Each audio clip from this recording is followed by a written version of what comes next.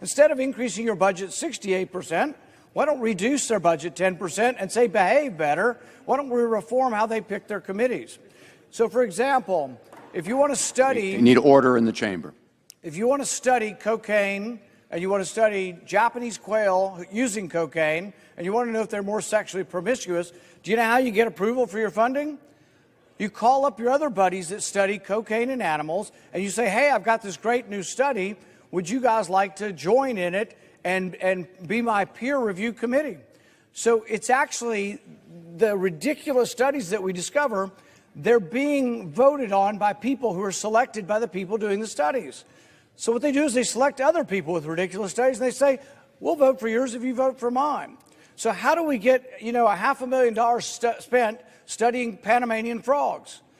They want to know whether or not the mating call of the country frogs in Panama is different than the mating calls of the city frogs. Well, coming from a rural state, I can tell you the mating calls of the country folk is always different than the city folk. We could have polled the audience. Are quail more sexually promiscuous on cocaine? I think we could have polled the audience. So the thing is, there could be some reforms.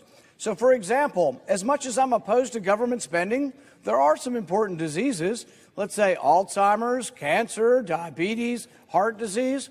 Why wouldn't we make the committees for the National Science Foundation, why wouldn't we make the committees have someone on there from one of the big 5 diseases? Why wouldn't we put a taxpayer advocate on there? Why wouldn't we have some sort of inspector general process so this doesn't happen? We have to review this. This is an academic point. We've now discovered that the NIH was funding the Wuhan lab. So we should have oversight on what happens. But after 50 years of abuse at the National Science Foundation, we're still studying, will people eat ants to combat climate change? Seriously, that was a study. How many ants will people eat? And how many ants do you have to eat to reduce the global warming by 1 degree? It's a lot of ants. But the thing is that's the kind of studies that we're having coming out of here, and we don't make it any better by increasing their budget. If you are a wasteful agency and we give you more money, we'll get more waste. If you want less waste, and this goes not only for this, it goes for the military, it goes for any other agency of government. If you give any agency more government money, you'll get more waste. You won't get less. So the cocaine was actually NIH, not NSF. NIH has got some of the same problems. One of the ones from the NIH in recent years was $2 million to see if someone in the buffet line, when you're going through the buffet or Luby's cafeteria, and someone in front of you sneezes on the food, are you more or less likely to eat the food?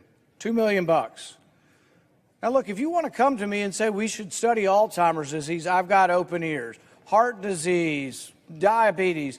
But if you want to study whether somebody sneezing on the food makes you more or less likely to eat the food, that's just ridiculous. The American people know it's ridiculous. If the American people could see what we're voting on and saying, oh, we're going to combat China by giving more money to the most wasteful agency in the world. And where's the money coming from? Is it out of a surplus?